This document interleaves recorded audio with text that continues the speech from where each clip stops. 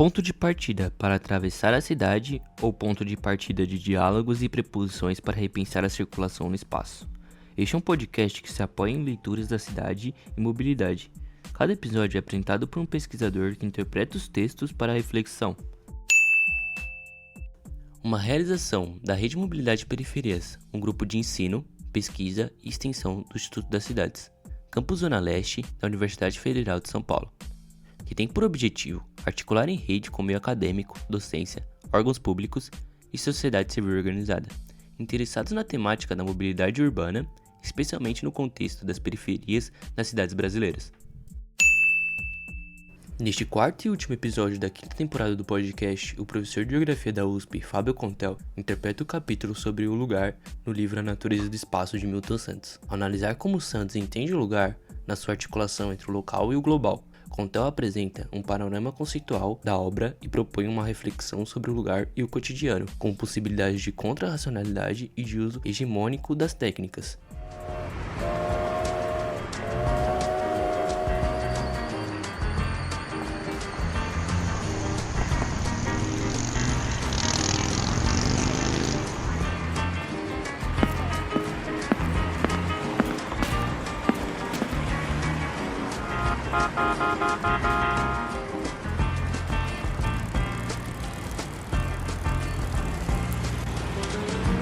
Ponto de partida deseja a todos uma boa viagem.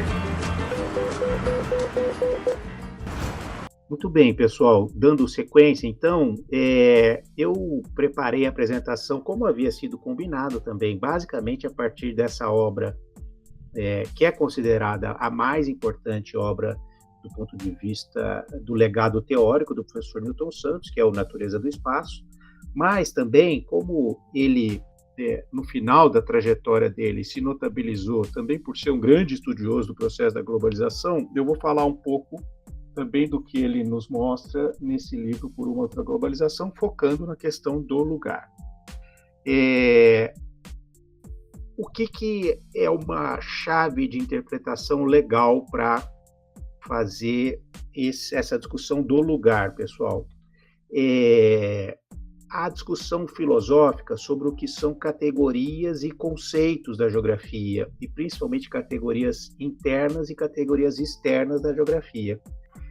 Uma das preocupações centrais do professor Milton ao longo de toda a trajetória dele, pessoal, era identificar o que a gente pode chamar de núcleo duro das principais palavras, noções ou termos do conhecimento geográfico. Esse núcleo duro, que a gente pode dar o nome de categorias, pode, por sua vez, ser definido entre categorias internas da geografia e categorias externas da geografia. Não há como negar que, desde que a geografia se entende como um campo do conhecimento relativamente autônomo, que essas palavrinhas aí povoam a nossa tradição discursiva com muita força. Espaço, região, território, lugar, paisagem, meio, área, fronteira, rede, eu coloquei entre parênteses com uma interrogação, porque é uma palavra que mais recentemente, o vocabulário geográfico incorporou com força. Nesse livro, Natureza do Espaço, é um pouco explícito, mas às vezes implícito, ele tenta internalizar categorias que foram trabalhadas na geografia só mais tangencialmente. A categoria da técnica, que é uma categoria que sempre foi muito trabalhada pela filosofia e pela antropologia. A categoria ação, que sempre foi trabalhada, por motivos óbvios, pela antropologia, mas principalmente a sociologia. A categoria objeto, que é também uma palavra bastante polissêmica, mas que foi muito trabalhada pela semiologia, pela filosofia do conhecimento, enfim, mas nunca foi sistematicamente trabalhada dentro da geografia. A categoria tempo, que é uma categoria que até um pouco intuitivamente e acertadamente a gente identifica com a história e com a física. A física trabalha muito com a categoria tempo, a história trabalha muito com a categoria tempo. Assim como o evento. O evento é principalmente uma categoria da história e um pouco da filosofia. Enfim, Uma das preocupações centrais do professor Newton Santos é trabalhar de forma rigorosa com isso que ele acredita que sejam categorias internas da geografia, e lugar, eu acho que também é bastante consensual que é uma categoria interna, mas fazer a combinação com outras categorias que foram e são mais sistematicamente trabalhadas por outras áreas. Isso permitiu, por exemplo, pessoal, lhe dar essas diferentes, mas combinadas definições do que é o espaço geográfico, que para ele é a principal categoria da geografia. Ele identifica o conceito de espaço com a categoria totalidade. Isso é importante deixar frisado já de início. Como o debate da categoria espaço geográfico com a totalidade é muito abstrato, o esforço nesse livro dele, Natureza do Espaço, e em outros livros deles, é tornar essa definição um pouco mais, vamos chamar, concreta, menos abstrata. Então, no Metamorfoses do Espaço Habitado, que é um livro dele de 1988, ele define espaço geográfico como um conjunto de fixos e fluxos. No livro chamado Economia Política da Cidade, de 1993, ele define espaço geográfico com uma abordagem um pouco mais marxista, como um conjunto de elementos derivados do trabalho vivo, que é a divisão do trabalho ocorrendo, e o trabalho morto, que é a materialidade que permite que o trabalho vivo se dê. E, por fim, em 1996, no livro Natureza do Espaço, ele vai propor a definição mais sofisticada de espaço geográfico, que é um conjunto indissociável de sistemas de objetos e sistemas de ações. É uma definição que parte de uma categoria interna da geografia, certo? A categoria espaço. É importante destacar, pessoal, ele adjetiva o espaço. Por quê? O espaço é só uma categoria exclusiva da geografia? Não. Muitas outras áreas do conhecimento trabalham com a categoria espaço, certo? Para lembrar algumas apenas. A física, todas as discussões mais internas da física levam muito em consideração o espaço e o tempo. A economia, pessoal, tem um rol enorme de autores, livros, conceitos da chamada teoria da localização econômica. A categoria espaço é fundamental também para a economia. A sociologia, pessoal, Henri Lefebvre, Raimundo Ledru, há uma série de sociólogos que, sobretudo aqueles que estudam as cidades, trabalham com o espaço social. Adjetivar o espaço não me parece algo menos importante na preocupação do professor Newton Santos. Para ele, é preciso também internalizar essa discussão adjetivando essa categoria, que não é só uma categoria interna exclusiva da geografia, ok? Mas, supostamente, a geografia é a disciplina que tem que estudar essa categoria.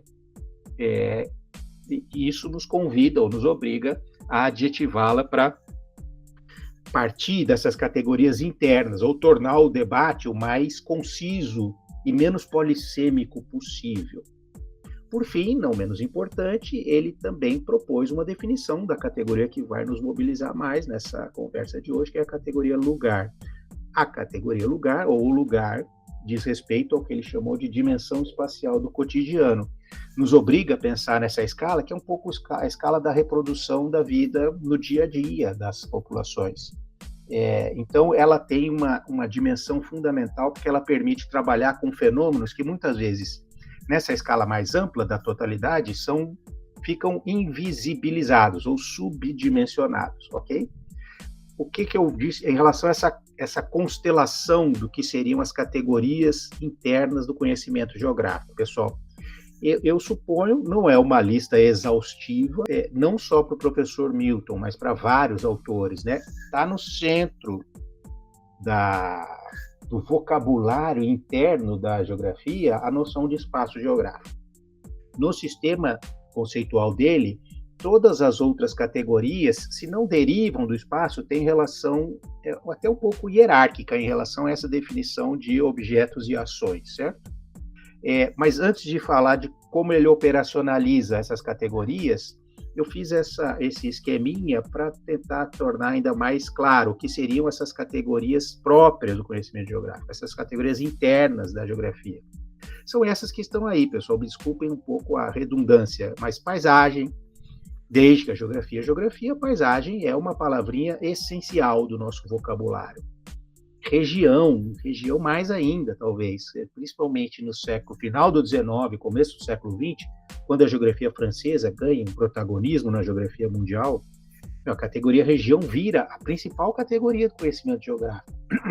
Se a gente fosse fazer uma constelação de conceitos inspirados no Vidal de Lablache, que esse é o mais importante geógrafo francês do século passado, certamente região ou paisagem estariam no centro aí dessa constelação de categorias. Território, vários autores também têm como uma palavra-chave do conhecimento geográfico o território, principalmente os colegas da geografia política, mas não só. Fronteira, área, enfim, lugar, meio geográfico, como eu mencionei, rede, essa palavrinha rede já povoa o conhecimento geográfico desde pelo menos também, enfim, dependendo do autor, há muito tempo atrás, mas nunca se trabalhou muito abstratamente com a noção de rede na geografia.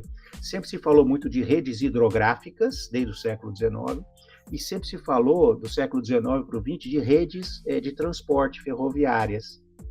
Mais recentemente, enfim, Leila Dias, Milton Santos, tem uma série de autores franceses e norte-americanos que também fizeram o esforço de internalizar a categoria rede no conhecimento geográfico. Eu colocaria ela como uma categoria interna da geografia, mas, enfim, é a que menos povoou ao longo da história a nossa tradição discursiva. Para dar um exemplo de como trabalham os grandes autores, pessoal, assim, um pouco diretamente falando, grandes autores pegam as categorias das suas áreas de conhecimento, que são categorias, pessoal, é importante dizer também, são palavrinhas mais atemporais, elas têm uma duração no vocabulário das diferentes disciplinas, elas têm uma duração muito maior, elas são mais antigas nos vocabulários científicos de cada área de conhecimento, elas não dizem necessariamente respeito a coisas concretas, tangíveis, palpáveis. É da própria definição de categoria, pessoal, ela ser mais abstrata. Então, ela não tem necessariamente repercussão direta em nenhum fenômeno empírico, insisto, palpável. Por definição, as categorias são instrumentos do pensamento. Não são instrumentos para mensuração das coisas, são instrumentos para que os grandes raciocínios de cada uma das áreas do conhecimento sejam construídos. Então, é da natureza das categorias serem mais abstratas, ok? O que são os conceitos, pessoal? Os conceitos são um pouco a empiricização das categorias.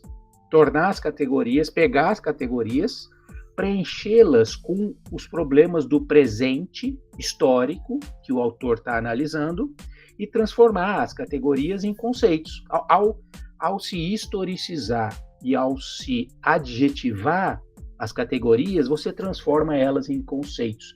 Os conceitos, portanto, pessoal, eles são datados.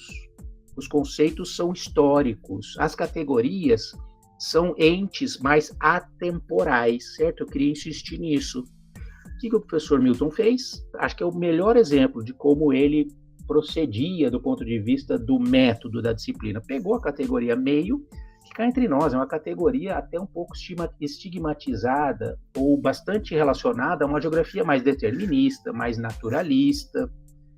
Ele transformou essa categoria a partir das literaturas que ele teve acesso na década de 70 e 80, e a partir do que ele enxergou no período histórico no qual nós estamos imersos, como poderia ser atualizada a categoria meio. Ele tinha toda uma literatura da sociologia urbana e rural, que falava muito em meio técnico. Ele tinha o Max Sorre dentro dos debates da geografia. O Max Sorre foi aquele que mais insistiu na importância da categoria técnica como um elemento central do nosso discurso. Então, ele pegou, tanto da sociologia quanto da geografia existente, essa operacionalização da categoria meio a partir do debate do meio técnico, e na década de 90 ele atualizou esse debate ao dizer que o meio não é só técnico, mas ele é fruto também das revoluções produtivas que se deram com a a industrialização nos moldes pós-Segunda Guerra Mundial, que é um meio técnico muito fruto do conhecimento científico, então é um meio técnico-científico, e é também um meio que é muito determinado, ou cuja natureza está muito ligada às técnicas da informação. Então, ele criou esse conceito, pegou a categoria meio, transformou a categoria, atualizou a categoria, adjetivou a categoria meio a partir de outros debates e de outras leituras da realidade que ele viveu, e disse que o meio que caracteriza o nosso período contemporâneo é o meio técnico, científico e informacional. Outro debate interessante, pessoal, para tentar colocar a categoria lugar na posição relativa dela naquilo que o professor Milton Santos propôs no Natureza do Espaço e outras obras também. É interessante, pessoal, essa análise ou essa chave de interpretação a partir dos graus de determinação de cada uma das escalas ou de cada uma das categorias em relação às demais. Como o professor Milton Santos tem uma formação marxista muito forte, a categoria totalidade é central para ele, em todo o pensamento dele. Sobretudo, permitam-me fazer um parênteses aqui, quando ele dá o salto para aquilo que ele viria a ser no decorrer da vida dele, com um livro chamado O Trabalho do Geógrafo no Terceiro Mundo. Esse livro é escrito entre 68 e 1971, foi publicado em 71. Nesse livro, Trabalho do Geógrafo no Terceiro Mundo, que foi escrito originalmente na França, ele meio que faz uma prestação de contas em relação à geografia francesa que formou ele, e começa a propor as categorias que iriam povoar o discurso dele durante toda a trajetória final dele. Insisto, em 1971, acredito que nesse livro, o Trabalho de Geógrafo no Terceiro Mundo, ele faz essa guinada, ou ele faz essa ruptura no próprio pensamento dele. Ele incorpora a noção de totalidade nesse livro, incorpora a noção de divisão internacional do trabalho. Então, o que nos comanda, pessoal, são esses processos que se dão na escala mundial, sobretudo porque o Brasil, na divisão internacional do trabalho, e países periféricos, de uma maneira geral, na divisão internacional do trabalho, são países cujo grau de determinação dos processos globais é muito baixo, quando não ínfimo. Num vocabulário mais recente dele, nos países periféricos existem muito mais regiões do fazer, ou espaços do fazer, do que regiões do mandar, ou espaços do mandar.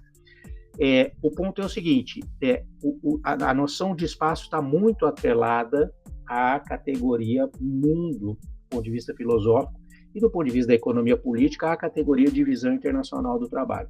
É isso que nos comanda, insisto, sobretudo em países periféricos, como é o caso brasileiro, ou semi-periféricos, para usar a noção do Immanuel Wallerstein.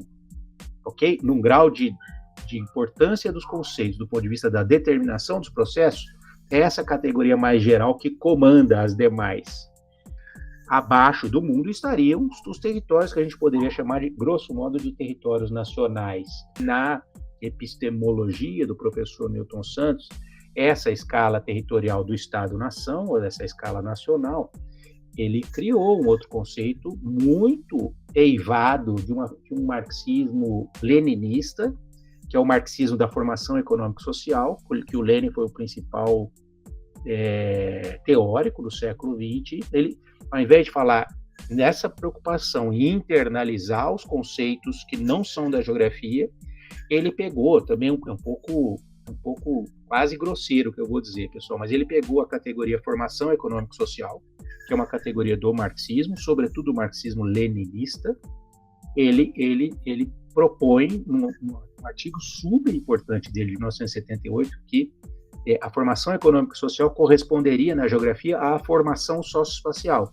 Vocês certamente já ouviram esse conceito criado pelo professor Milton Santos, que me parece que faz também esse diálogo, pega uma categoria externa à geografia, que é uma categoria marxista de formação econômico-social, ele internaliza e propõe que esse problema da dimensão estado-nacional dos territórios nacionais deve ser tratado na geografia pelo conceito de formação socioespacial.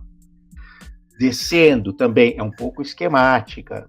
Para baixo dessa totalidade do território nacional, do Estado-nação, da formação socioespacial, existiriam as regiões.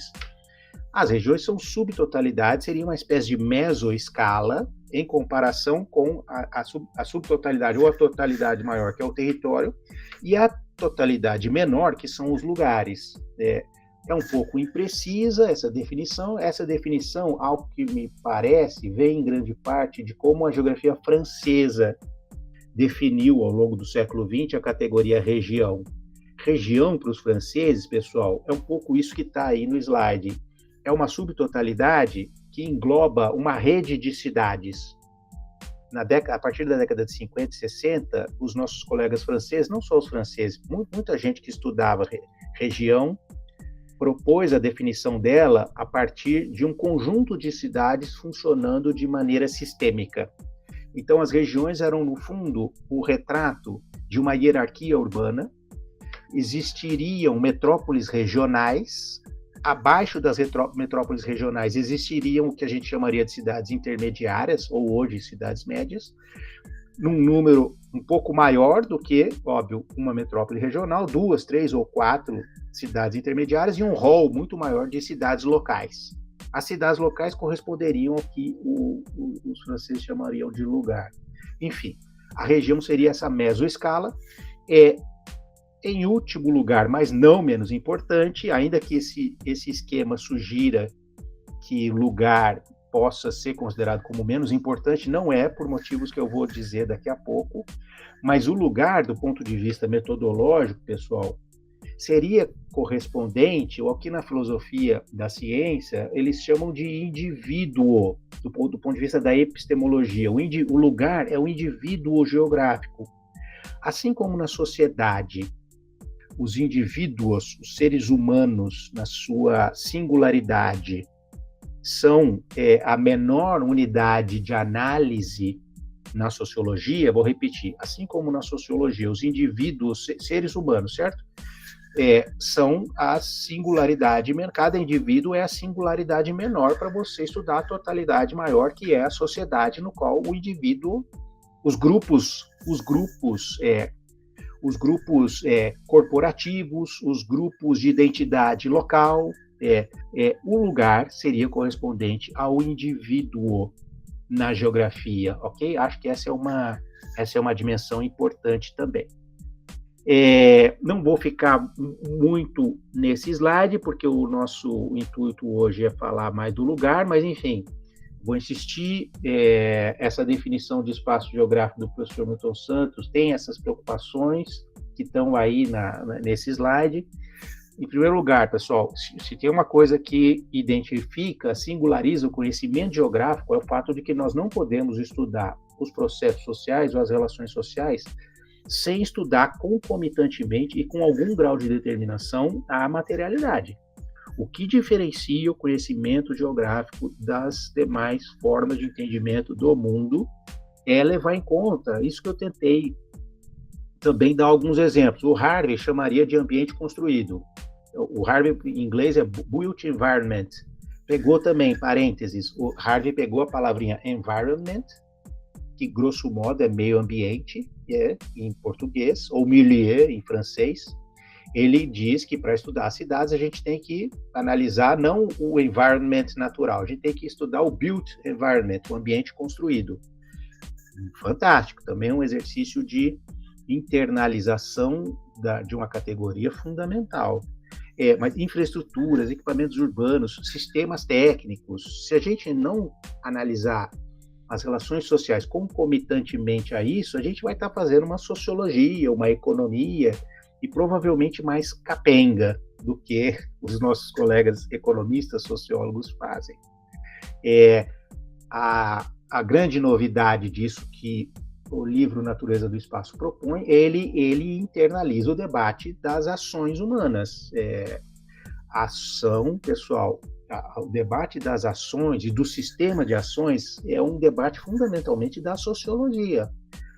para citar alguns autores dos quais ele se vale. Talcott Parsons, que é um grande sociólogo norte-americano, Edward Shields, que é um sociólogo britânico, também muito importante e fala em sistema de ações. Ele internaliza ligando necessariamente, qualquer sistema de ação tem que ser analisado com um sistema de objetos correspondente a como, onde e quando essas ações se dão, ok? A ideia de fixos e fluxos tem relação direta também com esse binômio, ou esse par dialético que são os objetos e as ações. Disso, eu vou voltar a falar disso, mas disso deriva, e essa também me parece que é uma das singularidades do livro A Natureza do Espaço, ele fala que tem uma força o lugar. Talvez soe um pouco contraditório em relação àquilo que eu disse nos 2 primeiros slides, sobretudo no segundo, ainda que o lugar seja a dimensão individual do conhecimento geográfico, onde a gente capta aquilo que é mais idiosincrático, onde os processos se dão muito mais em função de lógicas externas que se geografizam, o lugar tem também alguma dimensão na determinação dos processos. Por esses motivos que estão aí elencados. Já estou retomando o lugar, uma definição, para também a gente partir de definições, né? O lugar é a dimensão espacial do cotidiano. Então, o cotidiano é essa dimensão da vida, desculpe a redundância, do dia a dia das populações, não é isso? Aquela rotina, os deslocamentos, tudo aquilo que diz respeito a aquilo que as pessoas fazem, ou enfim, no mundo do trabalho, no mundo da educação, tudo aquilo que povoa a ação diária dos indivíduos, a gente pode dar o nome de cotidiano. Cotidiano é uma categoria também externa da geografia, foi trabalhado sobretudo pela sociologia. Há 2 autores fundamentais que desenvolveram a categoria cotidiano a partir da década de 50, que são já mencionados Henri Lefebvre, e um cara que o professor Milton Santos usa muito no Natureza do Espaço, que é o Alfred Schultz, que é um filósofo alemão radicado nos Estados Unidos. Os lugares, pessoal, todos esses vetores, todos esses fluxos, todas esses elementos da psicosfera que incidem nas pessoas, que incidem nos indivíduos, é mediado pela posição relativa desses indivíduos nos lugares que eles estão inseridos. O lugar é um filtro pelo qual os indivíduos produzem a sua consciência, ok? Os lugares, no fundo, são um anteparo à chamada inevitabilidade dos processos globais. Nenhum processo global é totalmente inevitável, por mais que as grandes empresas tenham muita força, por mais que as ideologias que nos chegam, por todas as formas de comunicação, né? Por mais que essas ideologias tenham muita força, o cotidiano, a comunicação não racional, a chamada a comunicação ou a atividade comunicacional que é realizada cotidianamente pelos indivíduos nos lugares em que eles vivem, eles mediam essas que a gente poderia chamar de verticalidades, para usar outro conceito do professor Milton. Por mais que esses vetores cheguem com um potencial avassalador de transformar esse cotidiano, ele não consegue transformar, porque esses vetores são, entre aspas, filtrados pela comunicação que se dá, que é muito mais simbólica do que racional, que envolve isso que a gente, essa palavrinha fundamental da fenomenologia, que é a intersubjetividade, pessoal. Isso tudo é um anteparo para esses processos mais globais. Uma última, eu vou falar acho que é no próximo slide, de copresença. A copresença deriva isso que está aí na última linha do slide, os chamados contatos face a face, pessoal. Essa é outra noção central para entender o que ele chama de força do lugar. Nós formamos as nossas opiniões a partir disso que é bombardeado, vamos dizer um pouco metaforicamente, de cima para baixo, não é isso? Quando a gente liga a TV, quando a gente entra num site na internet, quando a gente vê TikTok, qualquer rede social, a gente está sendo bombardeado por sinais, por ideologias, tudo aquilo que compõe o que o professor Milton chamou de psicosfera, que em grande parte são globais, certo? A gente concede ou não veracidade a isso? Isso interfere ou não na nossa opinião e na nossa conduta? Muito em função daquilo que a gente coteja com o cotidiano do qual a gente faz parte. E por isso são fundamentais os contatos face a face. Para tentar dar um exemplo, pessoal, para não ficar tão abstrato assim. Quando a gente vê, pensar na nossa opinião política. Se você vê uma propaganda no horário gratuito eleitoral, na TV, ou ouve no rádio, aquilo chega para você, o cara fala que fez um monte de coisas, aquilo, se não tiver uma correspondência naquilo que você conhece do seu cotidiano, você vai levar muito pouco em consideração. Se no seu cotidiano você, ao tomar contato com alguém que é o seu vizinho, com o cara que você toma um ônibus, com alguém que você estuda junto, se essa pessoa te der alguma informação adicional, ou que chancele ou que negue aquilo que você viu no telejornal ou no rádio, é muito importante essa informação que você vai receber de maneira horizontal no teu cotidiano para formar a tua opinião política. Então, se o cara lá que você tromba no ônibus, ou o cobrador do ônibus, ou qualquer um que faça parte do teu cotidiano, se ele disser bem desse cara, desse político, que disse alguma coisa na televisão que você não acreditou, provavelmente você vai mudar a sua opinião. Porque tem muita veracidade aquilo que você ouve no teu cotidiano. E, sobretudo, informações que são passadas face a face. Quando nós estamos em contato face a face, é dividida entre os interlocutores, isso que está aí na penúltima frase, que é a intersubjetividade. É isso que pode nos mover a tomar outras decisões que não aquelas que as quais a gente já está acostumado. O contrário também é verdadeiro. Se você tendia a acreditar naquilo que você ouviu no rádio, ouviu na televisão ou na rede social, se o cara te der uma informação contrária àquilo no contato face a face, a chance de você negar aquilo é maior, de você não conceder verossimilhança àquilo é maior, ok? É um pouco nesse sentido que o lugar é muito importante. A proximidade nos coloca em contato com centenas, às vezes milhares de pessoas, e alguns desses contatos são muito significativos, por esses motivos que eu tentei dar o exemplo há pouco. Isso é muito importante, sobretudo nas grandes cidades. Nas grandes cidades, pessoal, essa importância da proximidade, da vizinhança, é ainda mais central para identificar o que ele chamou da força do lugar. Por quê? Quando você compartilha esse tipo de conhecimento que é mais simbólico, que é menos racionalizado, que é menos global e é mais derivado disso que são carências urbanas muito comuns, a carência em qualquer periferia, de qualquer grande cidade, de qualquer país periférico, carências ligadas aos equipamentos públicos, talvez em primeiro lugar, né? Carências dos consumos urbanos, porque a renda geralmente não é suficiente para você ter consumos de lazer, consumos de, enfim, objetos também do cotidiano, né? Consumos de serviços, de saúde, de educação. Muitas vezes eles estão aquém da qualidade que seria justo para uma população periférica. Esse compartilhamento cotidiano de carências, eles levam a duas coisas principais: a criação, pela própria velocidade da transmissão dessas informações mais relevantes, mais simbólicas, derivadas dessas necessidades concretas, o que ele chama, tanto no Natureza do Espaço como também no Por uma Outra Globalização, de uma nova economia.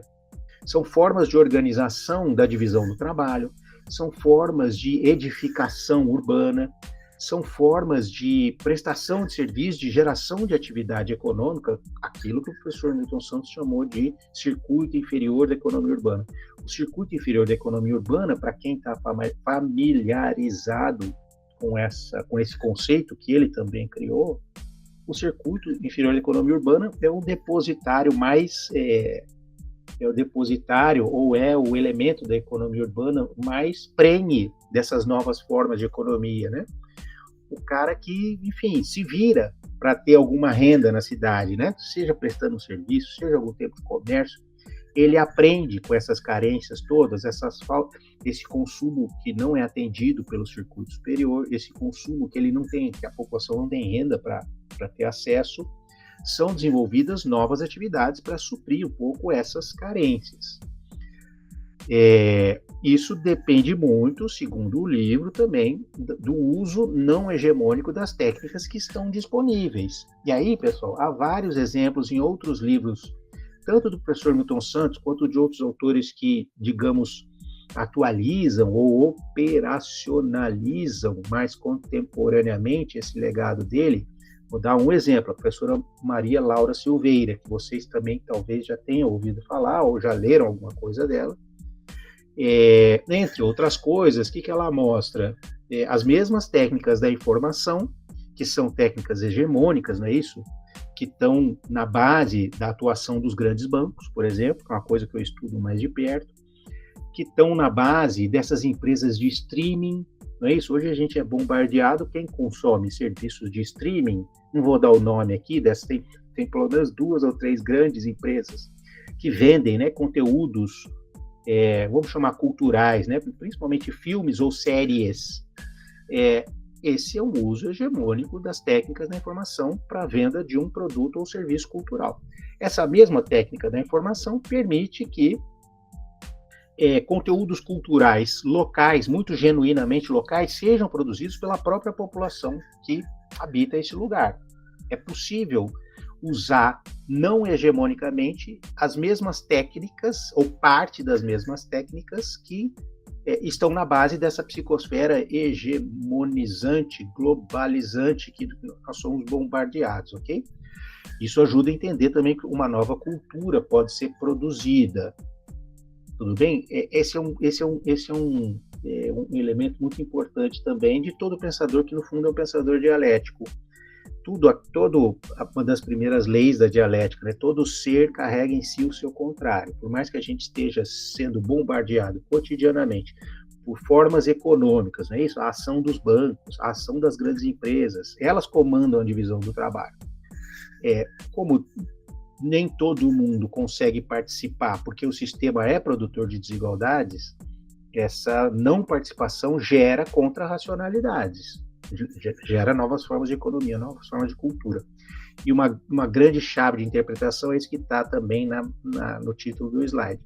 A interdependência é quase que uma necessidade, pessoal. É uma praxis e não tem nenhum caráter moral essa interdependência. Não é por quanto menor a renda, mais as pessoas se ajudam. Não tem glamour nenhum nisso.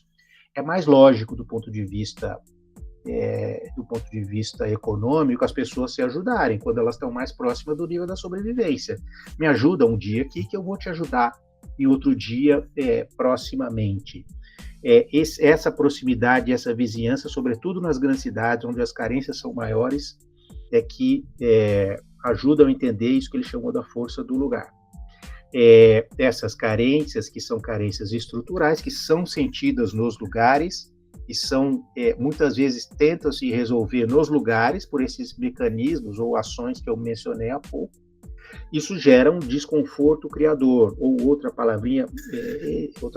noção excepcional, que é a pedagogia da existência, né? Tanto pelas carências que ele sente, quanto por identificar, que é como essa imagem tenta mostrar, né? A população mais pobre, ela sabe que está alijada. Ela sabe de uma forma mais intuitiva do que sistemática, do que refletida, do que sistematicamente pensada do ponto de vista político. Então, as soluções muitas vezes são pontuais, as soluções são locais, ou quando muito, urbanas, mas se produzem, vou insistir, muita coisa interessante, tanto do ponto de vista material, isso novas formas econômicas, novos tipos de firmas muito simples, né, que permitem que aquele trabalhador ou aquele cidadão perceba alguma renda, mas produzem também, e aqui vai de um autor que acredita que a história é dialética, não é isso? Assim como uma das leis da dialética, não é isso? Cada ser carrega em si o seu contrário. Para um historiador marxista, A história também é dialética. Todo auge de algum período é o início do ocaso desse período, certo? Se a gente estiver, e é o que está aparentando, se a gente estiver no auge da globalização, muito provavelmente nós estamos no início da derrocada da globalização. Aí não vai nenhum voluntarismo, né? Em inglês ele tem o wishful thinking, né? Você, ao pensar aquilo, você contribui para que aquilo ocorra, né? É um pouco isso, mas é um pouco uma lei da história também. Está se produzindo uma nova consciência, e essa consciência deriva, em grande parte, desse desconforto criador e dessa pedagogia da existência. O lugar, portanto, tem um protagonismo, a categoria lugar, ainda que seja o indivíduo geográfico, ainda que seja uma dimensão de todo o vocabulário da geografia, uma dimensão que está hierarquicamente numa posição inferior ao que seria o espaço, ao que seria o território, há que se considerar que o lugar tem uma força determinante também nos processos sociais.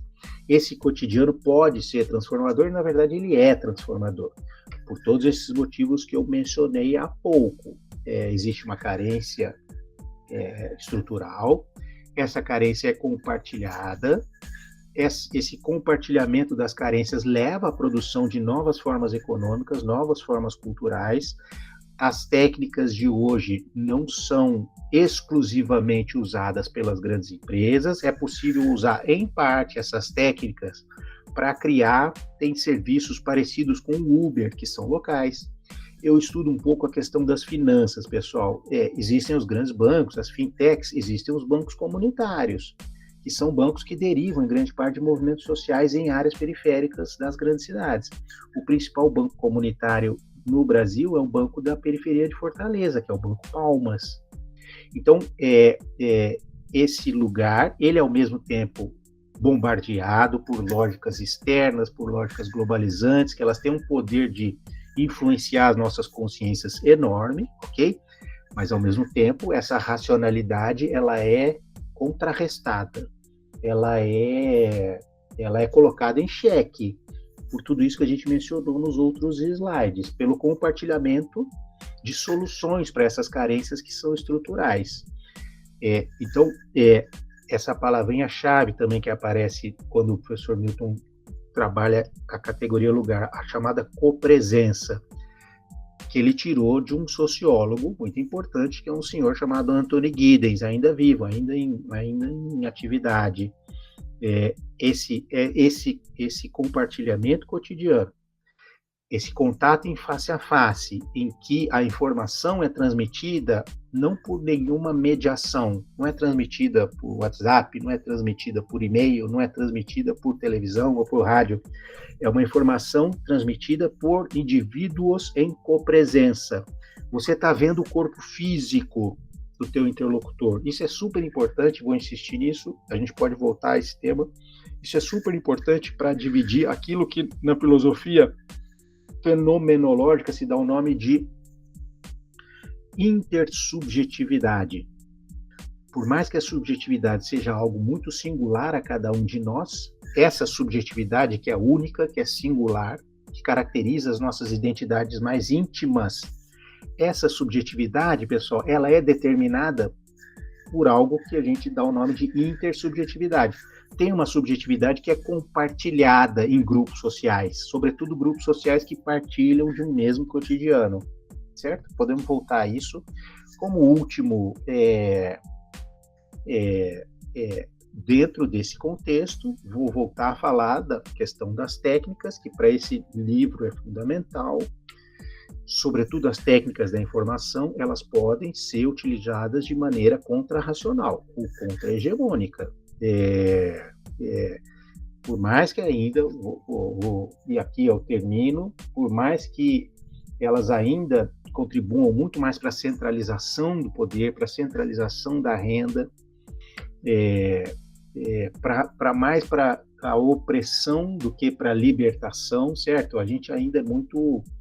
E mesmo a internet, as redes sociais, né, que descentralizaram a produção dos conteúdos, Agora a gente tem os algoritmos, né, que tornam mais visíveis certos conteúdos do que outros. Então, é um pouco contraditório, a gente ainda sofre os efeitos da manipulação das informações e das redes que permitem a circulação dessas informações por atores hegemônicos, mas há exemplos claríssimos e há já uma literatura relativamente consolidada de usos contra-hegemônicos dessas mesmas técnicas que permitem a tomada de consciência, a identificação de ideologias que não tem nada a ver com aquilo que a gente efetivamente precisa.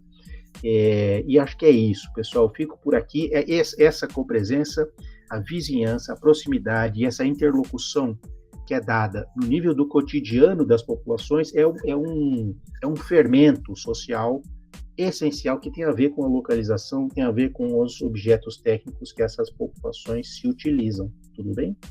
A produção, arte e edição deste podcast é feita por mim, Luiz Felipe Mendes, estudante de Geografia do Instituto das Cidades, campus Zona Leste da Unifesp, e bolsista de extensão pelo grupo Rede Mobilidade Periferias. Este é o 4º e último episódio da 5ª temporada do podcast Ponto de Partida. Não esqueça de curtir a página Rede Mobilidade Periferias nas redes sociais e inscrever no nosso canal no YouTube, assim você fica por dentro de todas as atividades que o grupo desenvolve. Até a próxima temporada!